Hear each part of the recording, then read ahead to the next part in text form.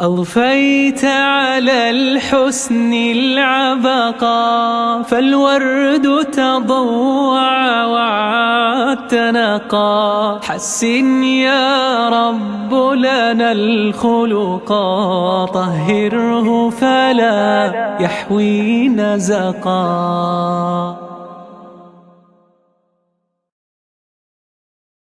Bismillahirrahmanirrahim. Assalamualaikum warahmatullahi wabarakatuh. Alhamdulillahilladzi hamdan katsiran thayyiban mubarakan fih kama yuhibbu rabbuna wa yarda. Asyhadu an la ilaha illallah wa asyhadu anna Muhammadan abduhu wa rasuluh sallallahu alaihi wasallam wa ala alihi wa ashabihi amma ba'da. Alhamdulillahirabbil alamin. Mengawali kegiatan kita pada pagi hari ini dengan kalimat syukur, dengan kalimat yang indah untuk mengawali kegiatan kita pada hari ini.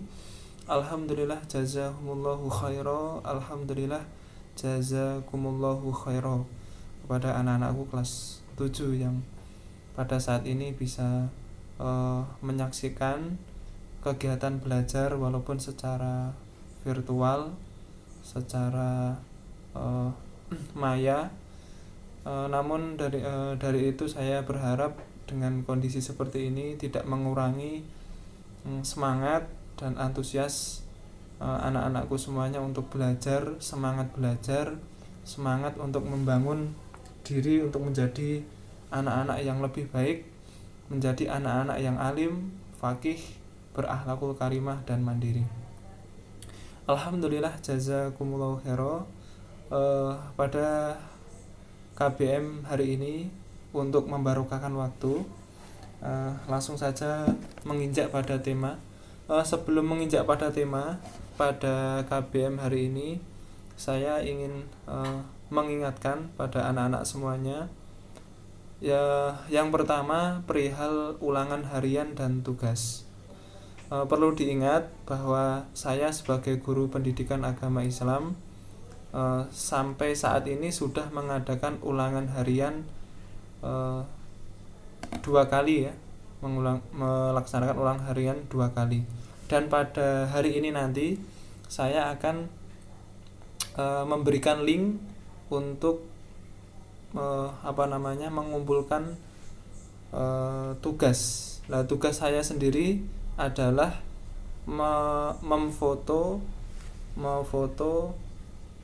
buku catatan yang sudah dicatat selama pembelajaran dengan saya, selama KBM dengan saya. Jadi nanti silahkan saya kasih di deskripsi YouTube ya, nanti ada link untuk mengumpulkan tugas.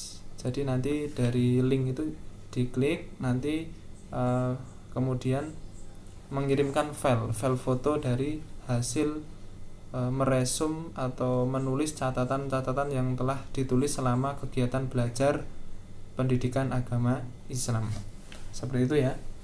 Dan untuk ulangan harian itu ada beberapa anak yang belum mengerjakan. Saya kasih waktu, nanti saya share melalui grup WA-nya masing-masing ya. Saya berikan pada wali kelasnya. Seperti itu. Alhamdulillah jazakumullahu khaira. Baik, pada KBM hari ini kita sudah menginjak ke bab yang keempat. Bab yang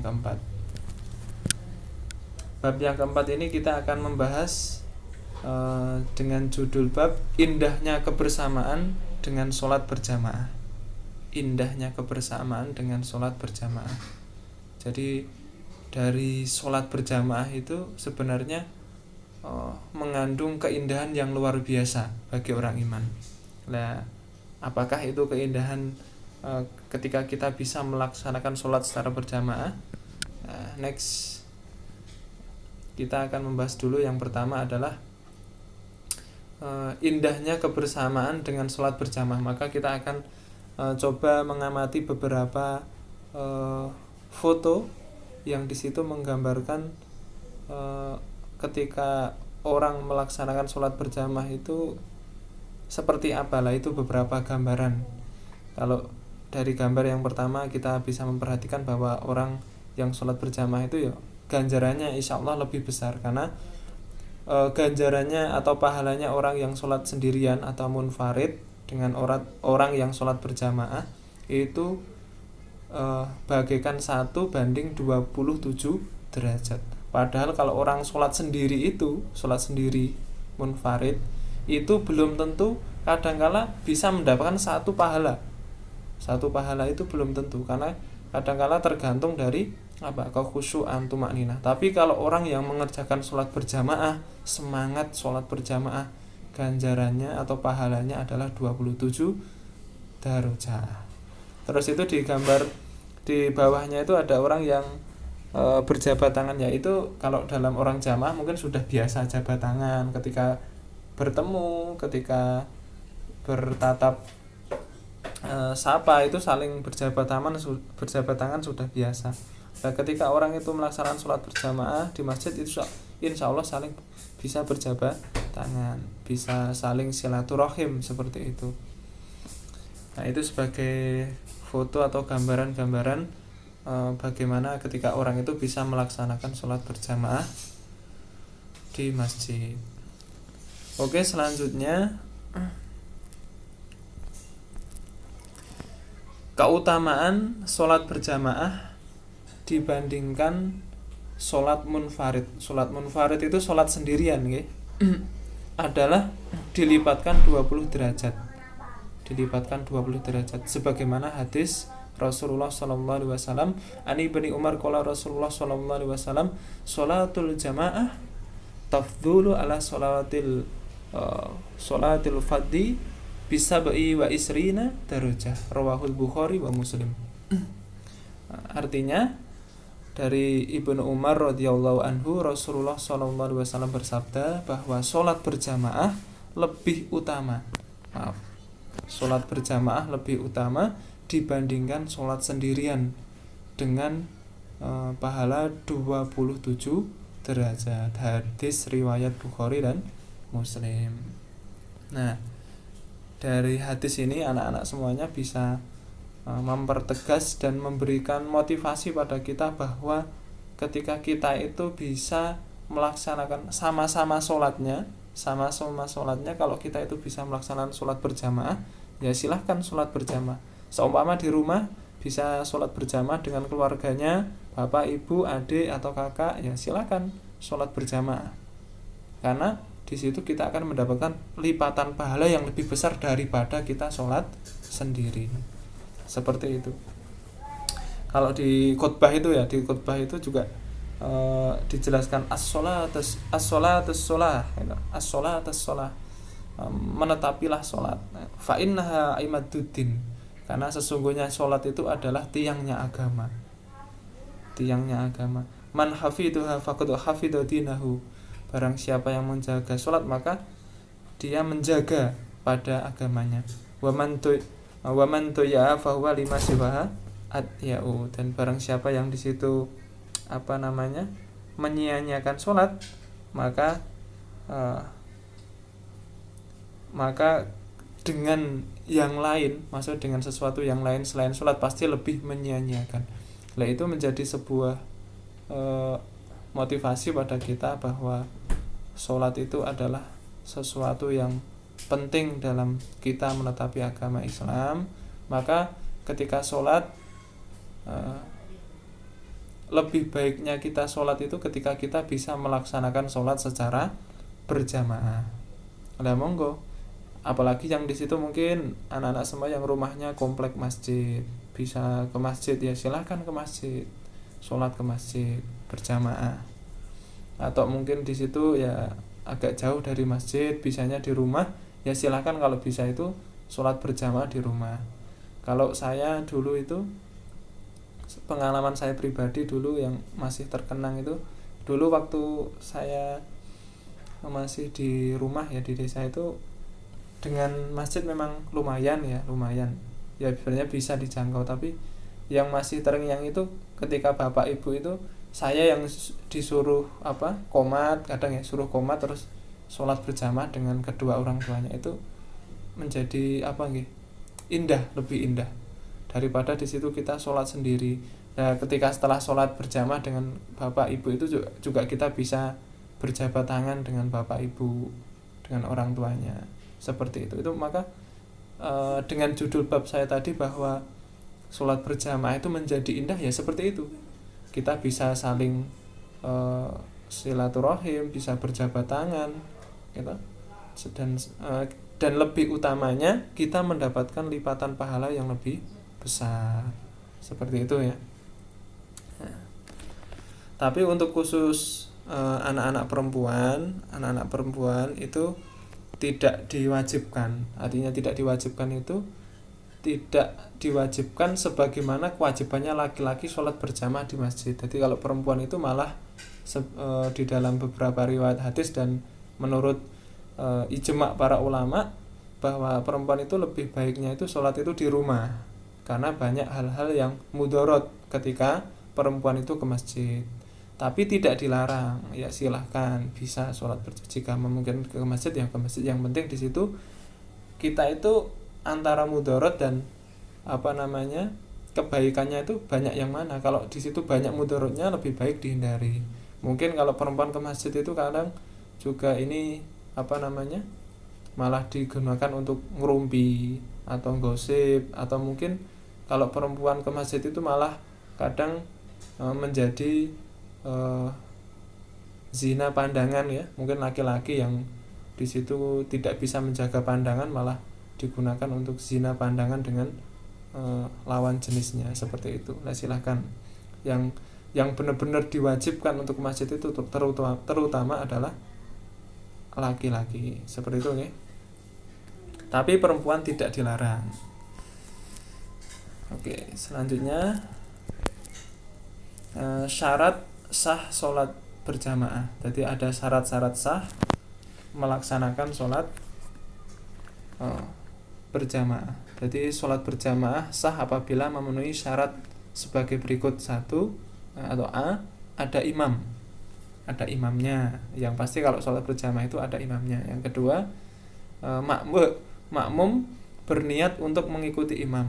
Jadi sebagai makmum itu dari awal memang untuk mengikuti imam. Kemudian dikerjakan dalam satu majelis. Nggak boleh sholat berjamaah terus virtual, itu nggak boleh. Nah, sholat berjamaah ya satu majelis, satu tempat gitu ya.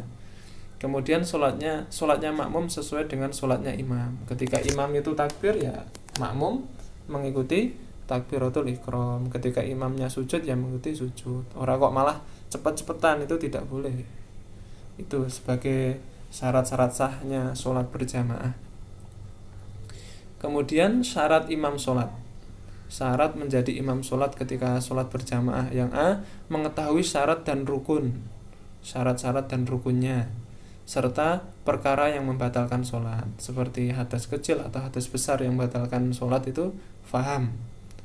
Nek cara gampang ini ku, dadi imam niku ya faham agama gitu, faham agama. Yang kedua, fasih dalam membaca ayat-ayat Al-Quran. Membaca ayat Al-Quran itu bahasa fasih saya itu tidak harus suaranya merdu.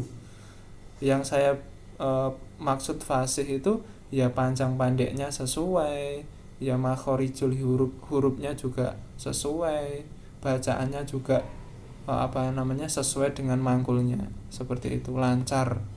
Kemudian yang ketiga, paling luas wawasan agamanya dibandingkan yang lain. Jadi paling luas wawasan agamanya. Kemudian berakal sehat, kemudian balik dan berdiri pada posisi paling depan. Itu termasuk beberapa syarat-syarat imam sholat. Kemudian syarat-syarat menjadi makmum. Nah, ini sebenarnya kalau dalam jamaah mungkin sudah paham nggih. Tapi ini karena tuntutan dari materi PAI, nanti kalau ada ujian biar anak-anak paling tidak itu tahu gitu nggih. Jadi syarat-syarat menjadi makmum adalah 1, makmum berniat mengikuti imam. Kemudian mengetahui gerakan sholat imam. Kemudian berada dalam satu tempat dengan imam. Kemudian posisinya di belakang imam. Dan hendaklah sholat makmum sesuai dengan sholat imam. Misalnya imam sholat asar, makmum juga sholat asar. Seperti itu syarat-syarat menjadi makmum. Kemudian kita membahas apa itu makmum masbuk dan muwafiq. Makmum masbuk dan muwafiq itu apa? Jadi makmum masbuk, ya, makmum masbuk itu adalah makmum yang di situ ketika sholat tertinggal oleh imam ketika mengerjakan sholat berjamaah. Misal contoh ketika mengerjakan sholat asar gitu ya, ketika mengerjakan sholat asar kemudian tertinggal 1 rakaat. Nah, itu namanya makmum masbuk. Nah, apa yang harus dilakukan oleh makmum masbuk? Yang harus dilakukan makmum masbuk ya menambah sesuai dengan kekurangan atau ketertinggalan ketika dia mengerjakan sholat berjamaah. Misalkan ketinggalan 1 rakaat berarti perlu menambah 1 rakaat. Nah, kalau dalam jamaah itu insyaallah sudah paham ketika ketinggalan. Yang menjadi batas sekarang pembahasannya adalah yang menjadi batas seorang makmum itu mendapatkan 1 rakaat mengikuti imam itu apa gitu. Menjadi batas maksimal ketika seorang makmum biar bisa mendapat, ketika ketinggalan biar bisa mendapat 1 rakaat bersama imam itu apa? Contohnya contoh kita qomat itu baru wudu.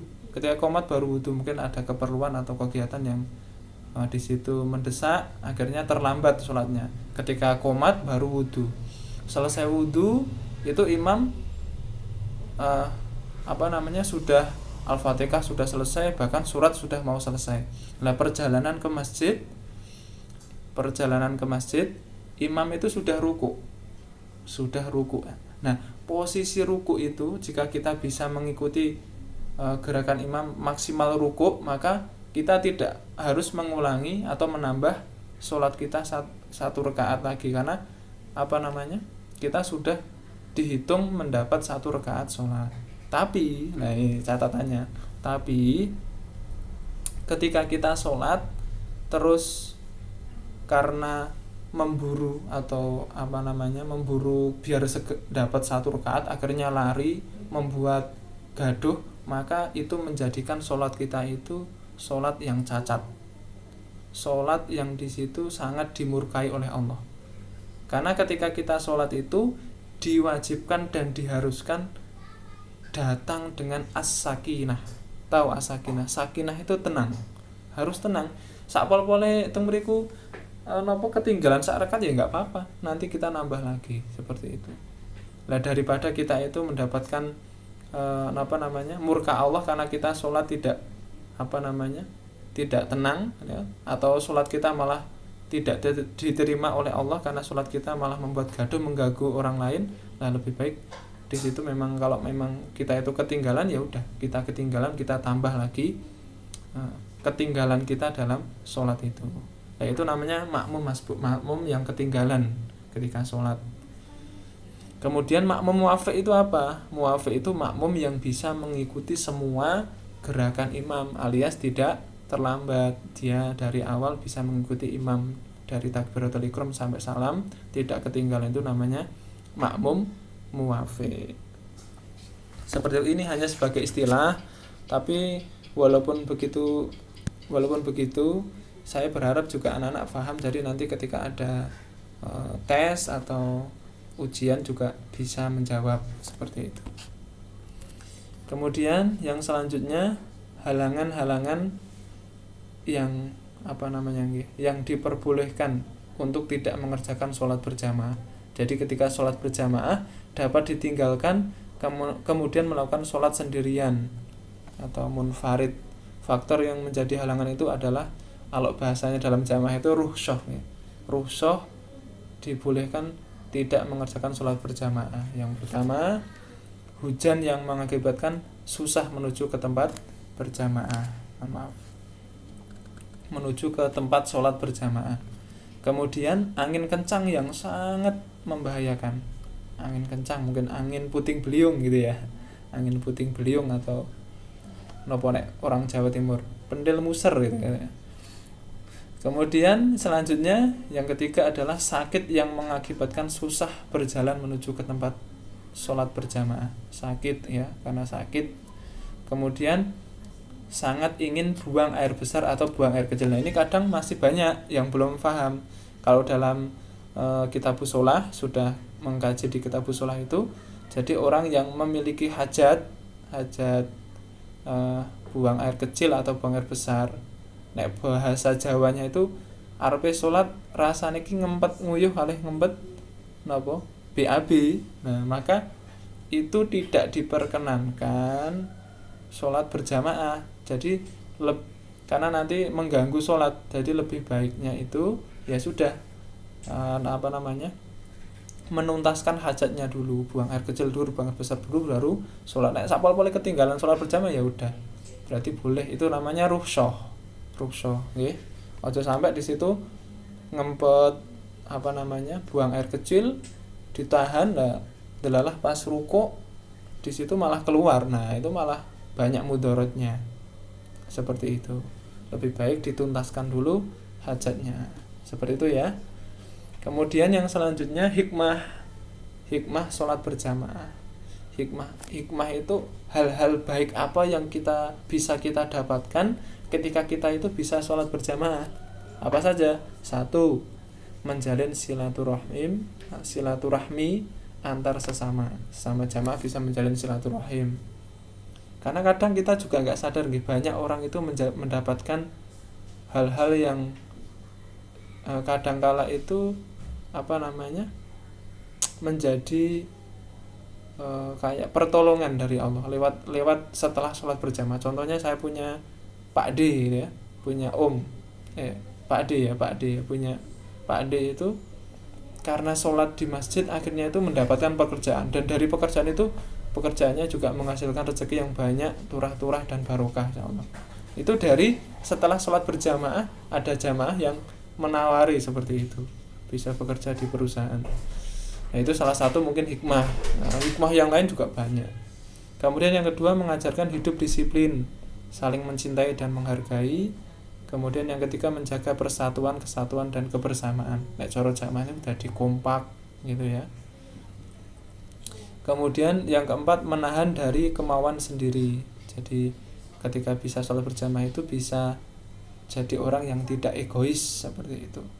Kemudian yang kelima, mengajarkan kepatuhan seorang muslim kepada pimpinannya. Bisa dengan adanya sholat berjamaah itu bisa mengajarkan kita bisa taat pada ulil amri. Termasuk kalau di kelompok bisa mengerjakan sholat di masjid ya silakan, bisa mengerjakan sholat berjamaah di masjid gitu ya. Nah, mungkin itu yang bisa saya sampaikan pada materi ini.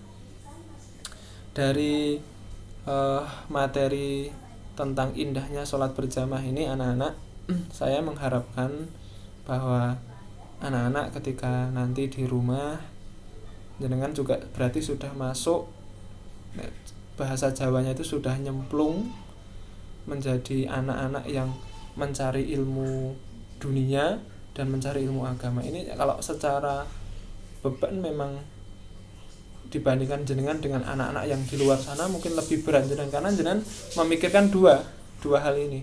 Tapi kalau dibandingkan dengan anak-anak di luar sana, jenengan itu menjadi anak-anak yang lebih beruntung, menjadi anak-anak yang lebih di situ banyak kesempatan untuk memperoleh ilmu.